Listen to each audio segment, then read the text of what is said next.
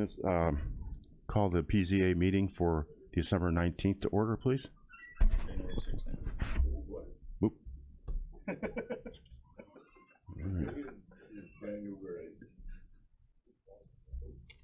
I start off on the wrong foot, huh? You did that to me, didn't you? Oh. So, 16th, huh? Yep, January 16th. January 16th. Oh. Okay, everybody kind of stick with me here. I used to be in this way for people, not this way for people, so. Could we get a roll call, please? Mr. Olthoff, Mr. Featherling, Here.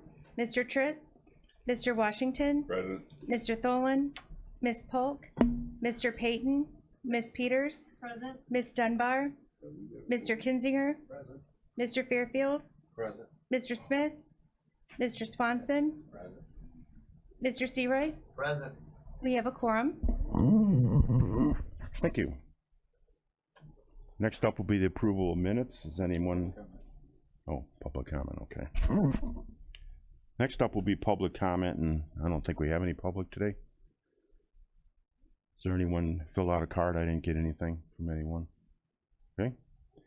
We'll have next will be approval of minutes from December 19th. That's where I got my December 19th from. Got a motion, Mr. Washington? Can I get a second? Okay. Mr. Fairfield. Yeah, okay. All in favor, say aye. Aye. Motion carries.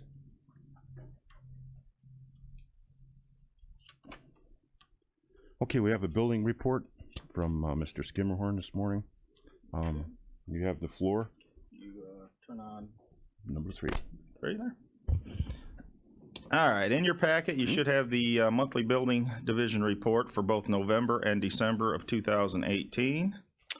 For November, we had 2 new homes, but the real highlight there is a $2.2 million project for CSL Bearing under commercial permits, and another $265,000 worth of improvements for, and that's between the natural gas pipeline and the Illinois Rifle Association. Brought in a total revenue for the month of November of $26,154, which is up from last year, where the same month we only brought in $14,045. So this kind of continues on what Tim Nugent, our economic development CEO, stated at the last county board meeting, that commercial and industrial projects are plentiful in Kankakee County. For December, we had no new homes, but we had a $12 million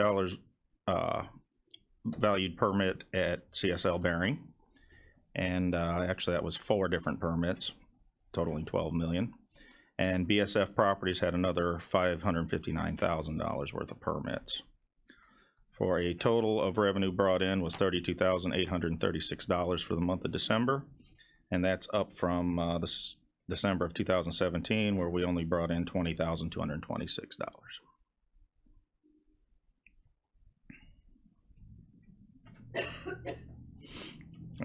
Okay. All set, Delbert? We need a motion to approve these. Okay, we need a motion to approve. Okay, we get it first from Mrs. Peters. And we get a second, please? Okay, Mrs. Dunbar. Ms. Dunbar, okay. All in favor, say aye. Aye.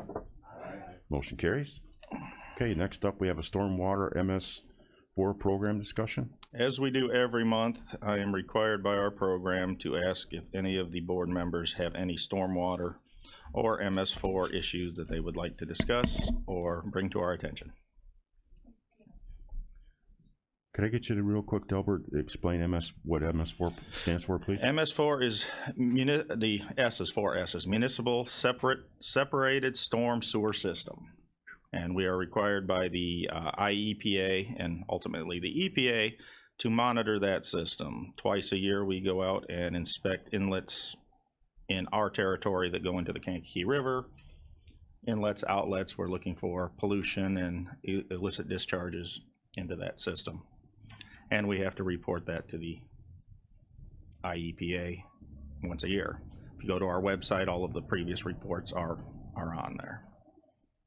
And Okay, it's basically keeping our MS4 permit up to date and legal. okay. Anybody have any questions before we vote? We're gonna pass, we gotta vote on that? There's nothing to vote on. Okay. No, it's, if anybody's got any issues that they're aware of out there that we need to look at or would like to discuss, part of the program, I have to do this every month. Okay. Ms. Dunbar? Thank you, Mr. Chairman. It's just a question, Delbert. Mhm. So all of my district is within the city of Kankakee. So any of those issues, and maybe Joe has the same question, I don't know, because well, you have some county stuff, but so the stormwater, like I have stormwater problems, you know, when there's a heavy rain in the city, but that's a city issue, isn't it? Or They have their do you own need- MS4 They do. permit, so you should bring those to them. to that. But if you brought them to me, then I would bring them to the city. Okay, the 600 block of South Chicago floods every time it rains. Okay, 600 block. South Chicago? Yes. At river, basically. It becomes a river. I will refer Aptly that to the named. city then. Okay, thank you, Delbert. Mhm. 5 hours. Yeah, it's a long time. Okay. One second. Yeah. Okay, do you have anything else today, Delbert? No, we're done with stormwater. Okay. Okay, the next cases are the zoning cases. First up, well, we gotta talk about ex parte communications first. Does Just anyone like here? we do it, yeah. Yeah, anyone here have any ex parte communications with any of the cases that are on the agenda for today? That would be ZBA case 1855 and 1856. If no one has any, then we'll skip over that and say there wasn't none reported. Okay, the next up would be ZBA case 1855, a request for a text amendment to the county code 121-3 and 121-99, an amendment to the solar farm requirement of the A1 agricultural district. The petitioner is Kankakee County. Okay. Kelly, Okay. can you switch us over? All right. Our solar farm ordinance was originally adopted in May 9th, 2017. And over the course of the last year, we've had about, we've had 48 special use permit requests for solar farms. During the course of that time, we have discovered that there are some issues with our ordinance that need to be clarified and corrected. So we're asking the committee today to review that and hopefully approve those corrections. If you look at the staff report in your packet for this, items that we are adding to the ordinance are in green. Items that we are deleting are in red with a strikeout through them. So if you go to page 2, first set of changes are setbacks. We wanted to, there was some confusion with the developers and the designers as to how to measure the setbacks and where to measure them from, so we clarified that. As far as what we had at first, we had just had from road right-of-way lines would be 100 feet, or from the front property line would be 100 feet setback. We changed that to mean roads. So any property line that abuts a road or right-of-way would be 100-foot setback. There was some confusion from the developers on that as to what a front yard is and where the setback would start. And our original intention was anywhere there was a road was a 100-foot setback, so we made the text say that. In addition, there was some issue about the 100-foot setback from residentially zoned lots. That's all it said. The original intention was anywhere there was a residence was a 100-foot setback. So we've changed the text to include that as well. Any questions on that section?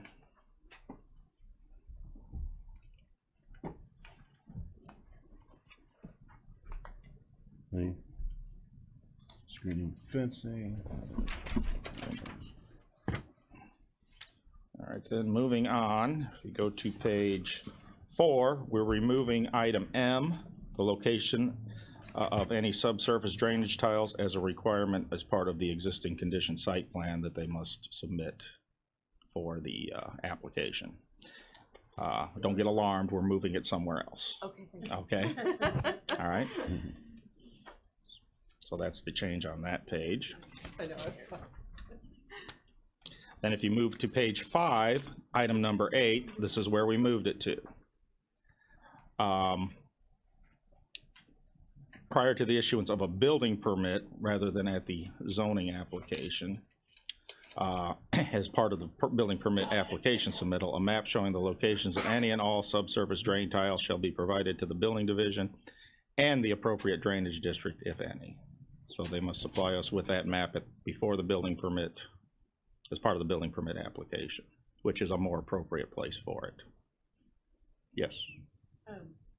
Is there any way to add in, thank you. Is there any way to add in notifying the neighbors that may have, a lot of times the tiles, they don't stop at the property line, that there is a flow that goes to drain the entire area? My uncle had a lot of problems with the development out at Diversitech, where they cut lines and his property would not drain properly, and he never did get a resolution, he died, so, but I think that the neighbors, if you find that a tile runs through this property and into a neighbor's or from a neighbor, you know what I'm saying? So anytime there's an adjacent tile line found, that neighbor could be alerted to the fact that they're, so if they do have any problems, it's now been notated that they've been. Sure, I mean, we can. Does it make- They're notified at the zoning. You know what I'm trying to say? The zoning hearing, they get notified. Right. This is at the time a building permit is issued. The reason we moved it is because I understand that part, yeah. Because sometimes the maps aren't The building readily available. they on weren't those. I they know weren't that. available. They're expensive to create, and you really want to have your zoning approval Yeah, before you spend that money. Totally understand that. Plus, there's no engineering review at zoning board, but there is at the building permit, and that's where it needs to be reviewed. Right. So that's why we're moving it here. We put in to notify the drainage districts because they should know. They don't always know exactly where all their tiles are. So if a map's created, they really should have that. But not all farmland is under a drainage district. Well, that is true too. So So then- if there is no drainage district, then they would only have to submit it to us. We can add in that they have to submit it to us, appropriate drainage districts, and all surrounding property owners, if you'd like. I mean, there's no reason why we can't. Contiguous, adjoining. Well, and see, that's, we can, but that's where it gets complicated, because sometimes drainage tiles go across 5 or 6 parcels away, and what you do here could affect the Yeah. guy half a mile down the road, and he's not an adjoining property owner, so I That's don't true. know. So Mr. Kinziger, you had something? I think Ms. Peters has a valid consideration. I think Ms. Peters has a valid consideration. We ran into that problem on a project we did. Everybody thought they knew where the tiles were. And come to find out that there was another tile that only the adjacent property owner knew ran through that tract. So some way they should be notified, a surrounding property owner. Once that final map is done, they need to indicate that they have spoken to the adjacent, or with the proper legal words, but that would come at the end of this project, just like you suggest. But I think they should be notified, at least spoken to. Well, I have no problem putting in language to send it to adjacent property owners Yeah, too. once it's. I don't know how much farther out we could go with That's that, because fine. we don't, each one's a case-by-case basis. That adjacent property owner kind of knows what's on his property. So if we add "and adjacent property owners," Yeah, at the time of. At the end of time that. application. keep in mind, this map is just gonna show that property and not necessarily where those lines are going through Yeah, we don't neighboring care. properties. Right, yeah, and they shouldn't have to track it 5 farms out, but yeah, at least the adjacent, and then if he has a problem, he can talk to the people down the line too, so. Yeah, I'm pretty sure once that map goes out that anybody who has an issue will be contacting us, but we'll go ahead and put that "and adjacent property owners." So is everyone okay with that amendment? Okay. Do you need a motion for that? We'll No, we'll probably get move that on at it the all at end. once, include the changes. Okay, and then You missed one on page 4. page 4. Did I? Oh, okay, yeah, I apologize. Under F, if you recall, during all of the, about halfway through the solar farms, we started putting the same condition on every solar farm for the landscaping and the ground cover. We decided to make that part of the code, so we no longer have to do that. Real quick, Delbert, do we get, talk about the game fence? Is that just something you want to do with the ZBA? No, the game fence is still a case-by-case basis. We are requiring a chain link fence unless a condition is otherwise, Okay. so Okay, we did not make that part of the code. Mrs. Peters? Thank you, Mr. Chairman. I have another question. So, say they plant the evergreens as a screen and they all die. What happens at that point? Because I don't know if anybody's noticed, when you drive around, there's a lot of dead evergreens, and you know, you hear rumors like in 20 years they're all going to be dead. But and this isn't just a local issue. I've seen it Well, as I'm traveling Minnesota and Wisconsin and Right. Florida, everywhere. And we added that in here. If you look at the first sentence Okay. here, and must be replaced if they die or become damaged. Okay, that's So- all I was started thinking about. We're putting all these evergreens in to, you Well, know. that came up at a few of the hearings, like, Okay, all this landscaping is great, but who's Yeah. going to keep it that way? okay, good, thank you. And Also, we had quite a bit of discussion about the height of the stuff, because they don't want it to, if you planted it on the, say you planted it on the south end, or, and it gets to where it starts blocking the sun in the wintertime or in the afternoon sun and stuff, that they would need to take care of and maintain them. so they now- would stay down. if they don't replace those trees, if they die, then they are subject to a $500 a day fine until they do get them replaced. Ooh. Okay. So I believe that's taken care of. Getting back to page 5 at the bottom, it's just a clerical error. It says finance, it should say financial security. And if you go to page 6, an update to the decommissioning plan should be submitted to the county every 3 years. That should have said shall. We want it to be required, not passive. And the main reason we even we went back and did all of this was item D, revocation. Currently, unless specified otherwise somewhere in the ordinance, all special use permits are only valid for 12 months from the date of county board approval. Some of our first ones are coming up due in March. And we have not received a building permit application form, and I doubt we will, because the lottery isn't even until January 30th. So just like we did with the wind farms, because of the building window on is much longer on these types of things, we want to revoke that part of the ordinance and give these solar farms a 3-year, 36-month commencement period instead of the 12-month. Okay, Ms. Dunbar?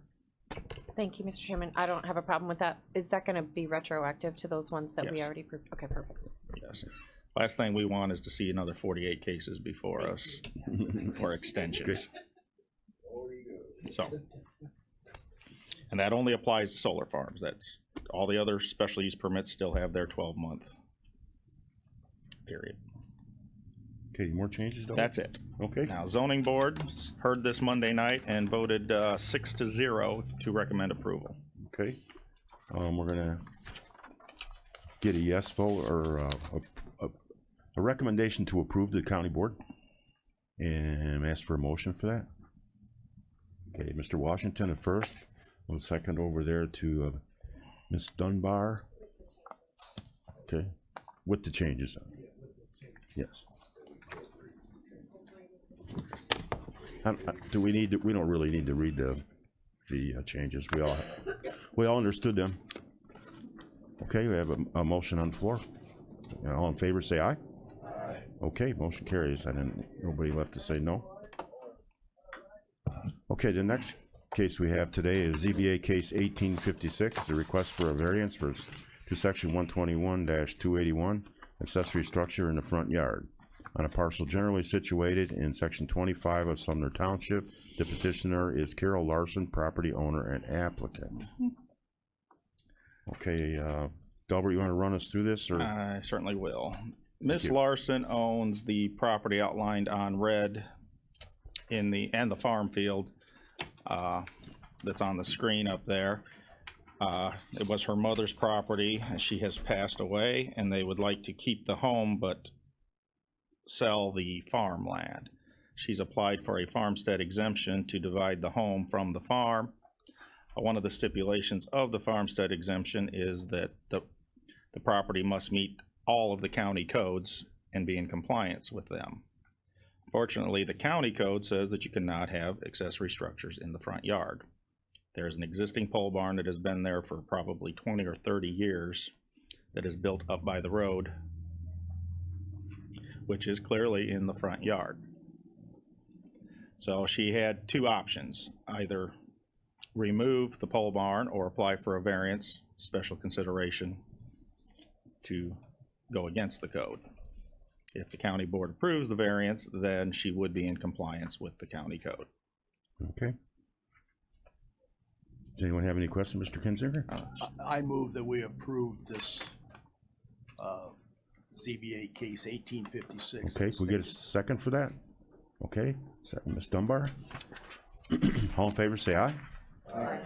Motion carries.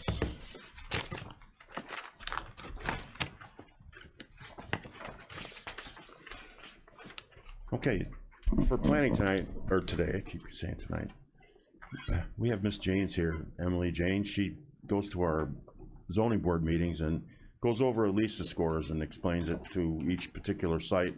Like if we have a site on a corner, she checks everything out, tells us the soil qualities, and puts all the numbers together with a large formula. And we're gonna get a little, a report on how to do, on how she does this and how it falls into the categories for our zoning cases. So I'll turn the floor over to Miss Janes and turn you on. You go. All right. All right, I'm Emily Janes, and I am the resource conservationist from the Kankakee County Soil and Water Conservation District. Thank you guys for inviting me to this meeting and letting me go over a little bit about our natural resource information reports, as well as the land evaluation and site assessment score, or the LISA score that's included in those reports. I put together a packet for you guys, and we'll just kind of flip through this together. But what I'm going to do is I'm going to go over what the NRI report is, what the LISA score is, and then I'm just going to quickly tell you the contents of the report, as well as how the LISA score is broken down and how I arrive at the 300-point LISA score. Okay. So the NRI report, or the Natural Resource Information Report that my district puts together, includes a lot of natural resource information. It includes, you can see on the page, all of the following maps. We have a site location map, a soils map, prime farmland soils, hydric soils. We include if the parcel falls within a drainage district, natural, the NRCS and National Wetlands Inventory map, a floodplain and floodway map from the FEMA site, a topographic map, and then I've recently started including the HUC 12 watershed maps. So that is the contents of the actual report itself. So it's maps and information associated with those maps for the applicant. And then the item that's of most interest for the application process is the LISA score, or the Land Evaluation and Site Assessment score. The LISA system was designed to be an advisory tool when evaluating a site for development. Our score for Kankakee County was put together, I believe, in 2006.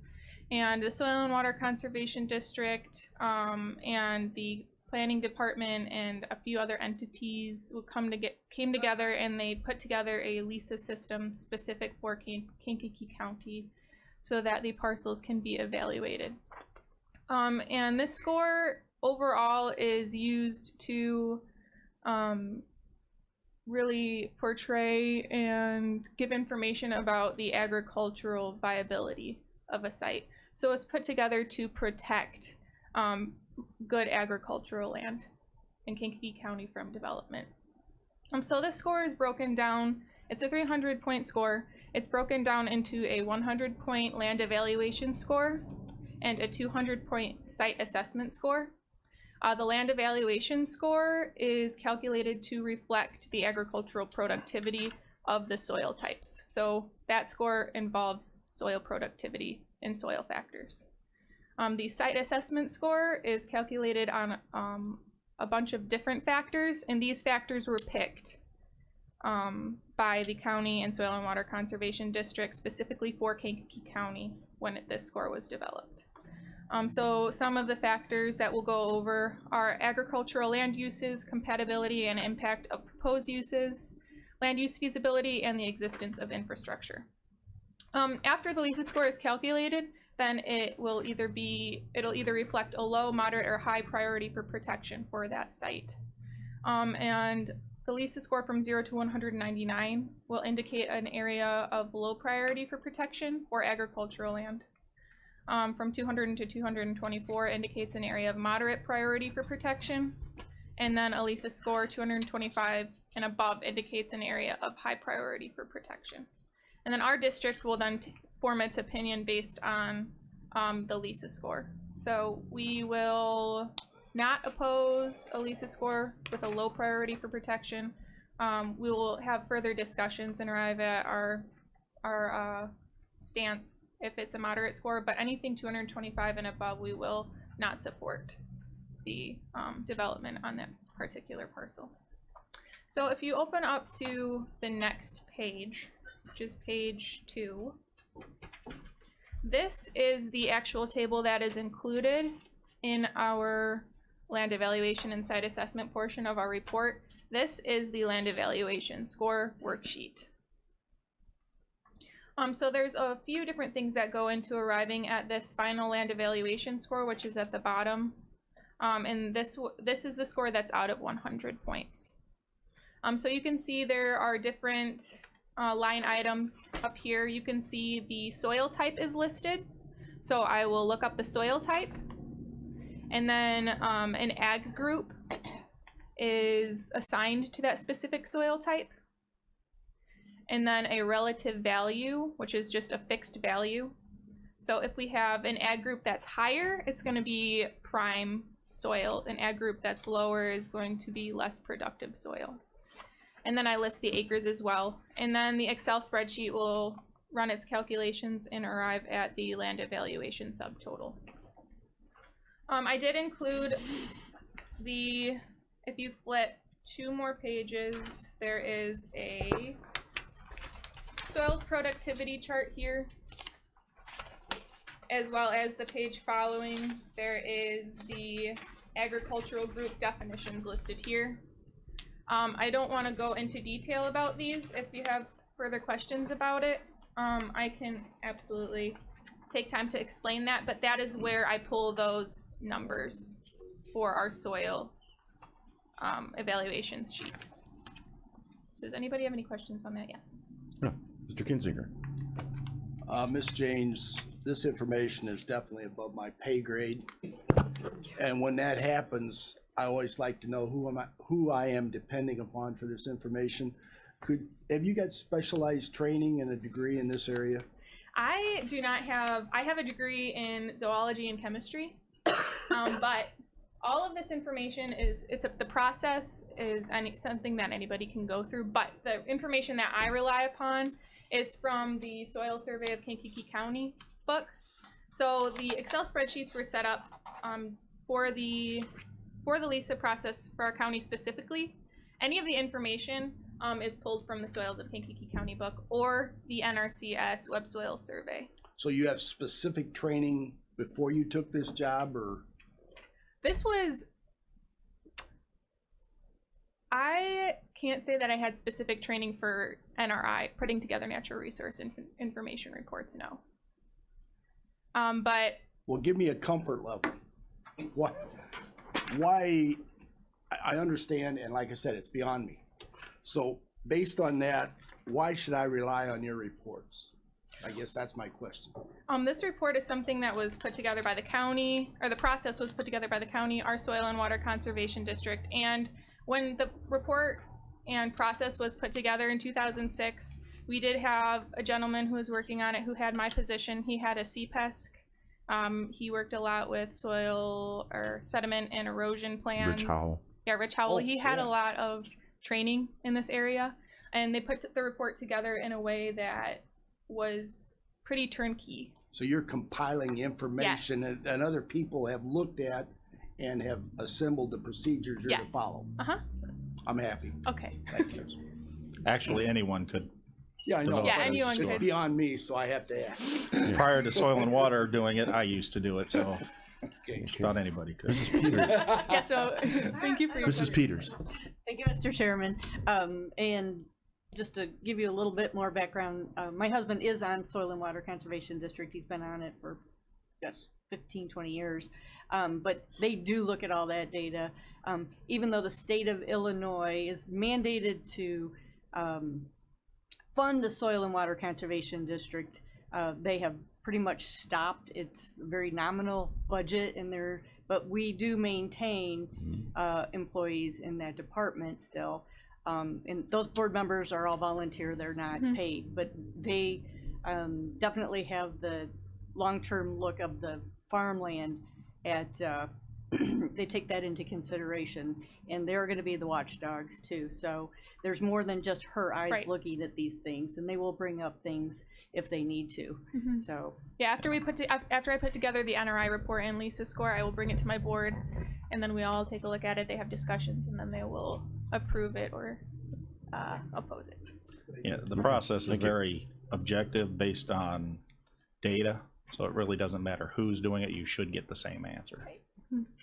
So I guess I don't want any of this to be too in detail, but I guess the overall thing that I want to point out with the soils, the 100-point land evaluation subtotal, it is based upon soil productivity.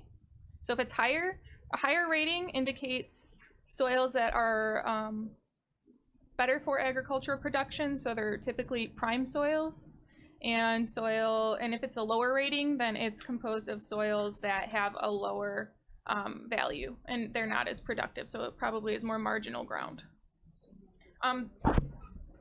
The site assessment score, this one is a little bit easier to break down. So if you go to the last 2 pages of the packet, this is the 200-point site assessment score, and this is the worksheet that was put together that I then will fill out according to the site characteristics.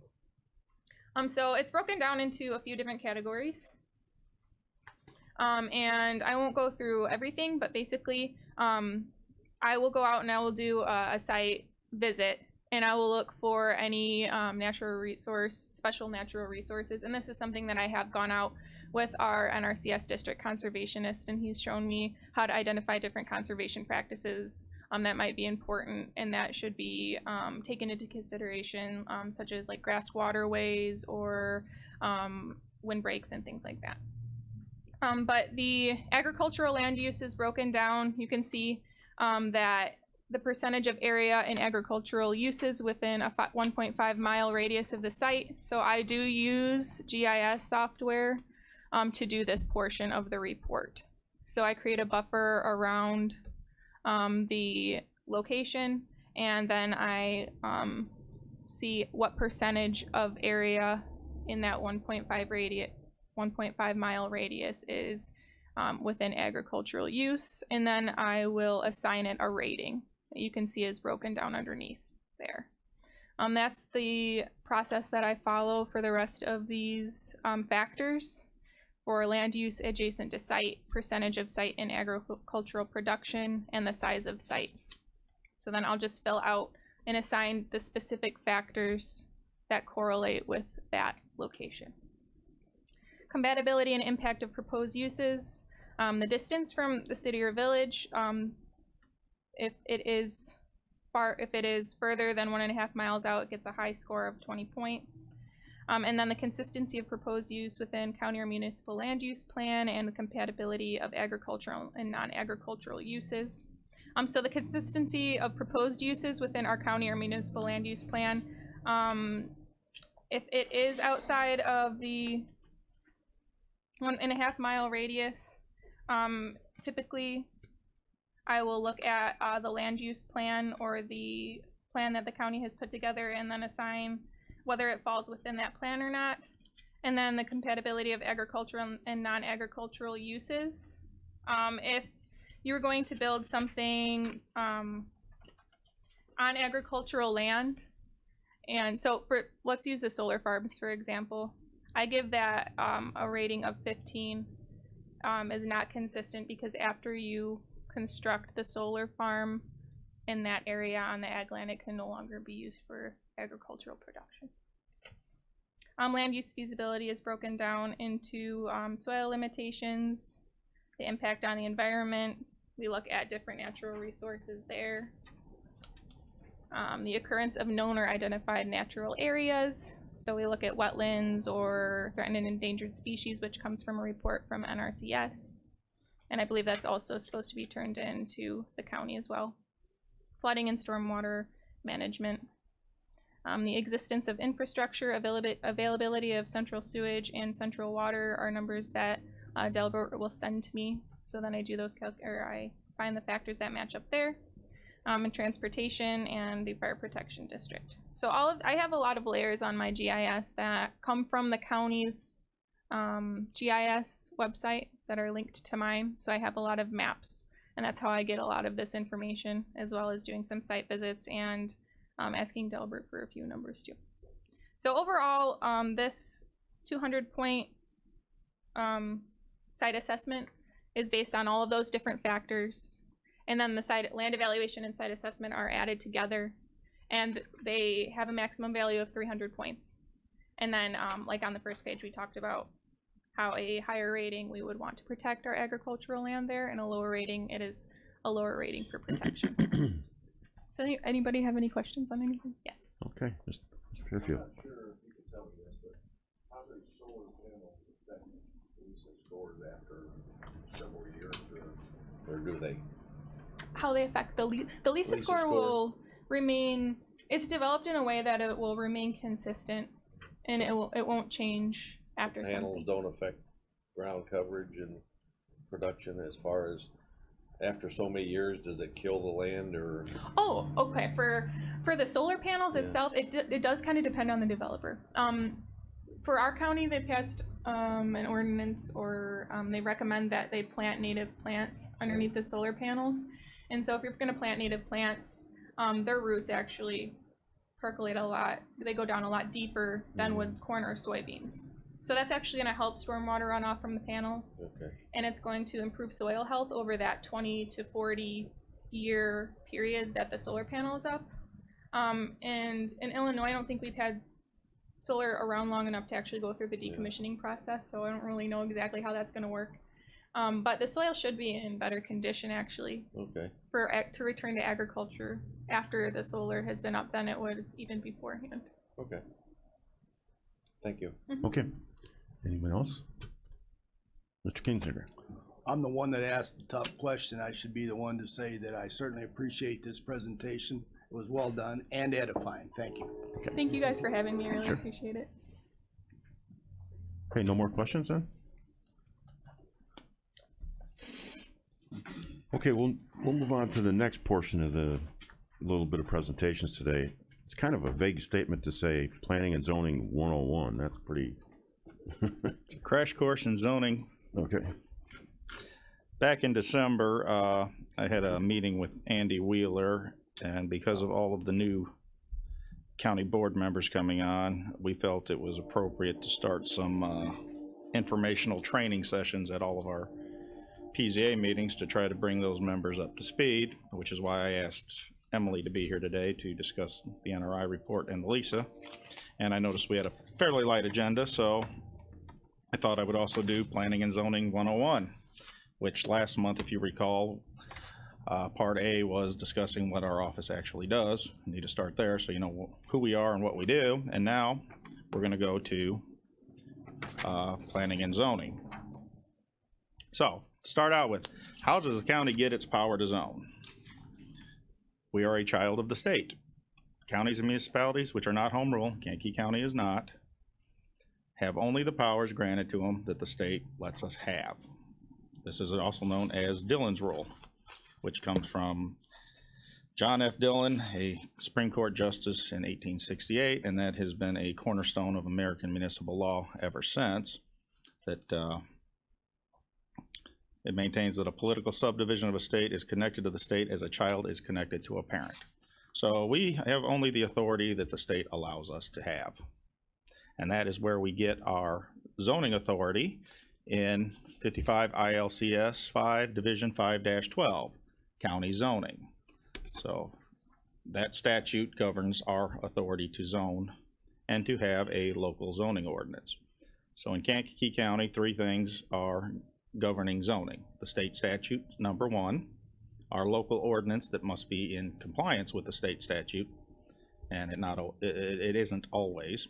And of course, case law is constantly changing the rules. Every time a new court ruling comes out, the rules change a bit. And that does change how we interpret and administer the program.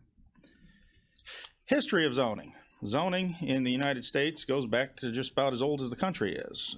Back in colonial America, they were regulating various industries because of their ability to be a nuisance. It goes back to English common law, doctrine of nuisance. In fact, no property used or developed to be injurious to another property owner. And that's really part of the basis of zoning, is to allow you to do what you want to your property, providing you do not create a nuisance or injure your neighboring properties.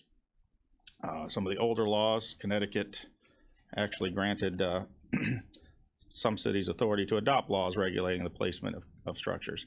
These are some very early attempts at zoning ordinances, and even New York City. Then around the late 19th, early 20th century, due to the large number of immigrants entering the country, zoning really started to take off because of the influx and growth of the urban areas created a lot of conflicts, and they needed a way to address those. So New York City took the lead on that, and they actually created the first comprehensive zoning ordinance in 1916. And this prompted the U.S. Department of Commerce to create the Standard State Zoning Enabling Act and the Standard City Planning Enabling Act in 1924 and 1928 respectively, which is the basis for the zoning that we have now. Almost every state in the Union has adopted these 2 acts.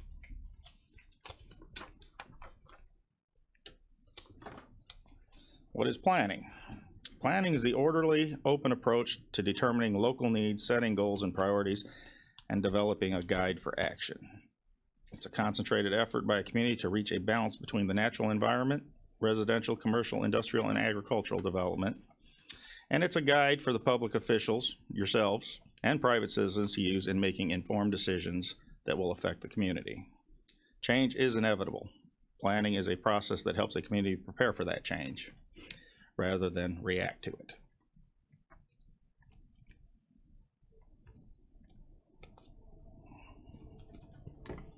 Planning is not an attempt to replace market forces.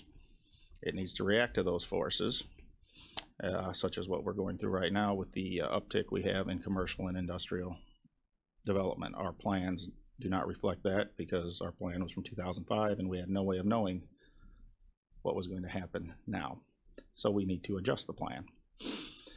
It is not action. It's only a guide for action. Things we do in this room are the actions that are reflected in the plan. It's not a silver bullet. It's not the end all. It does provide some limited options for communities to foster their change. And it is not static. We have to continually update our plans to reflect the changing forces that are occurring. And it's not zoning. Zoning is completely separate. Zoning is a tool that we use to implement the plan. So when you're making zoning decisions, you should always be consulting the plan to see if it's compatible with that plan. And if it's not, but you still want it, then we should probably change the plan. Okay? So what is a comprehensive plan? As I said, ours was last adopted in 2005. You typically update them every 15 to 20 years. It's a guide for physical development, and it's a vision for the future. But it is general in nature because you don't want to be exactly site-specific on it. So it's more generalized than that, and it refers a lot of times to areas rather than specific sites. It's not an ordinance, it's not law, and it is dynamic and flexible if it's written properly. But it can be a legal basis for land use decisions. Many times when cases do go to court, one of the first questions asked is, what does the comprehensive plan say? And is the decision consistent with that plan?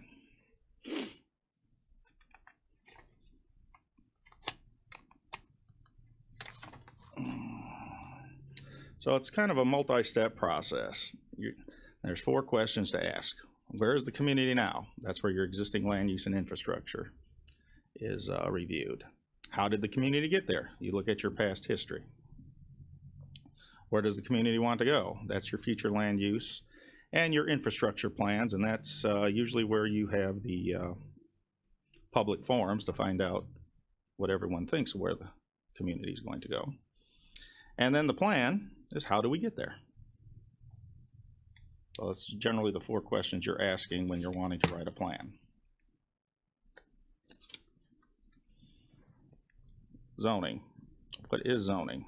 It's the regulation of land use through laws which apply to specific designated geographic areas. As I stated earlier, we got our power to zone from the Illinois state statute. And we established our own ordinance, which is a governmental regulation.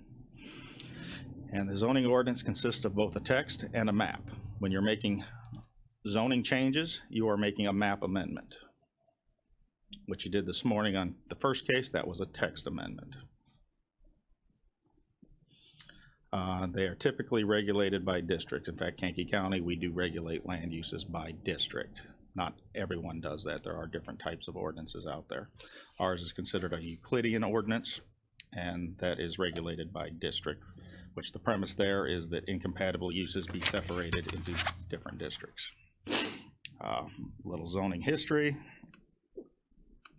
which we already stated some of it, but as I said, Euclidean zoning, that goes back to a court case, Euclid, Ohio, versus Ambler Realty, where it was one of the first court cases involving zoning, and it upheld that the zoning ordinance was legal and proper and paved the way for the constitutionality of zoning ordinances throughout the country.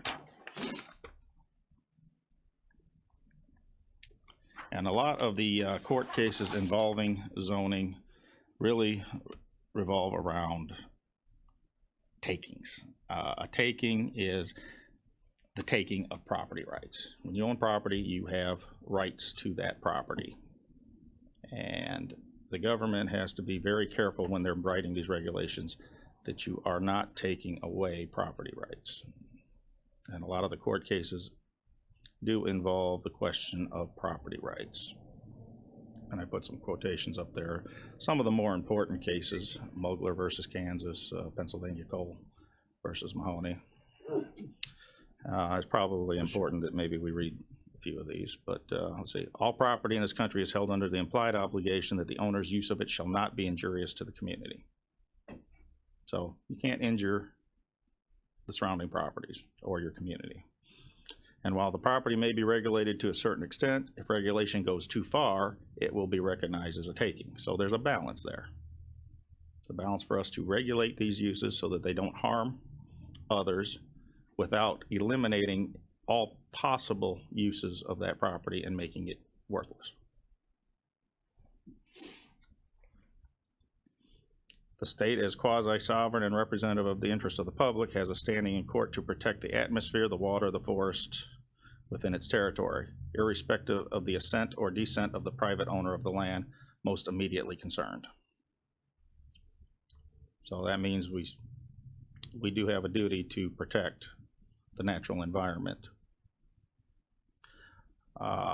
So the submission that owners may establish a taking simply by showing that they have been denied the ability to exploit a property interest that they heretofore had believed was available for development is quite simply untenable, which means from a taking standpoint, as long as you have not eliminated all possible uses of the land, you can regulate. I know the issue of property rights has come up in a few previous meetings. And some of this goes back to the actual U.S. Constitution. Fifth Amendment takings, Dolan versus City of Tiergard. That was a landmark case regarding the practice of zoning and property rights, and served to establish limits on the ability of cities and other government agencies to use zoning and land use regulations to compel property owners to make unrelated public improvements. So a lot of times you see in our zoning cases where, can we make them improve the road out front? You can, but it has to be directly tied to that specific use. You can't just make them donate to the school. They're not putting any children in the school. But if they are, and you can tie it to it, you can. So that's really what that means. And due process. Something very important in the zoning process is that we follow due process outlined by the Fifth Amendment for fair and equitable process. We have to be fair and equal to everyone. And that the regulations we create are reasonable relations to the public interest.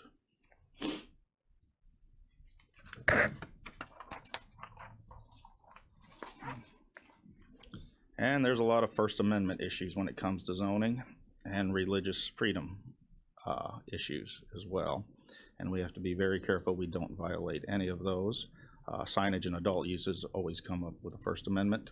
And of course, anytime that there is a religious institution involved, you have to pull out the Religious Freedom Restoration Act and Federal Religious Land Use and Institutionalized Person Act to make sure you're not violating any of those. And we have to make sure we use the due process in all of our public hearings. Findings of fact, that has come up quite a bit recently, and there's a reason for those. That actually ties back to the LaSalle Bank of Chicago versus County of Cook in 1957. They're also known as the LaSalle factors because of that. And they were further clarified in Sinclair Pipeline versus Village of Richmond Park, actually added some of the findings. The findings of fact are not arbitrary. They were actually outlined in these court cases that the judge at the time said that you need to look at these specific items on any zoning case, and you need to answer these questions.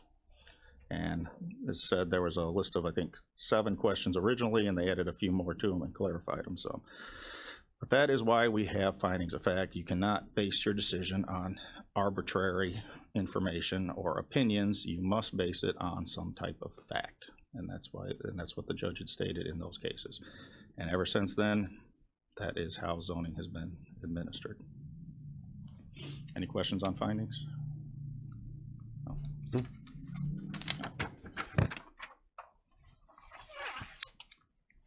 Primary goal of zoning is to avoid conflicts. As I stated earlier, it's really a balance to allow a property owner to use their property to its highest and best use while not impeding the surrounding properties. Those are some questions you should be asking yourself. And it has 2 primary functions. It establishes a list of land uses permitted in each district. I think there's 7 districts in Kankakee County. Each one of those districts has a list of permitted uses. It has a list of special uses that while may be compatible in that district, they need special consideration by the board. And a list of bulk regulations for each district, such as lot size, building height, lot width, things of that nature. And then we've created of course, a official zoning map that outlines where those districts are. When it comes to uses, if the use is not included in the list of permitted uses, it's not permitted in that district. Unless it's permitted under a special use, such as we did with solar farms. When we started getting the calls for solar farms, we had no mention of solar farms anywhere in our ordinance. So we were telling people, you can't have them here. And we decided, well, that's not right. We probably do want some here, so we changed the ordinance. There is some confusion about variances. Variances are not for land use. Variances are for the bulk regulations. Reduction in lot size, lot width, setbacks, building height. That's what a variance is for. You cannot get a variance to have a commercial establishment in the residential district. That's a land use. So the appropriate measure there would be to rezone to a commercial district. Okay. I think I already covered some of this. Special uses. Special uses, as I said, are uses that, while they're somewhat compatible with the area, such as a church is compatible in a residential district, there may be special circumstances, though, or amenities to that church that might make it not compatible. Some accessory uses such as a lot of parking, loud noise, traffic. So in those instances, we put those in the special use category, which allows the county board to review it on an individual basis and determine if it's going to be a nuisance or not. And because it's special, they can also put conditions upon the special use permit to mitigate those nuisances if they're found. Okay. And I already talked about bulk regulations. There's some examples of what a bulk regulation is.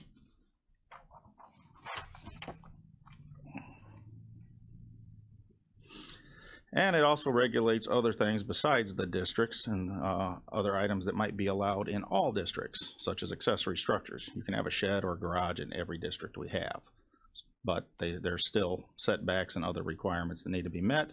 So those go into the general regulations, as well as access, parking, signs. And we do have a section for non-conforming use of lots and structures. There's, if you go back to the state statute, it says that the county cannot impose regulations on a lawfully existing structure. We cannot make it come up to code until or unless it changes. So if they're wanting to improve that structure, we can make them bring it up to the current standards.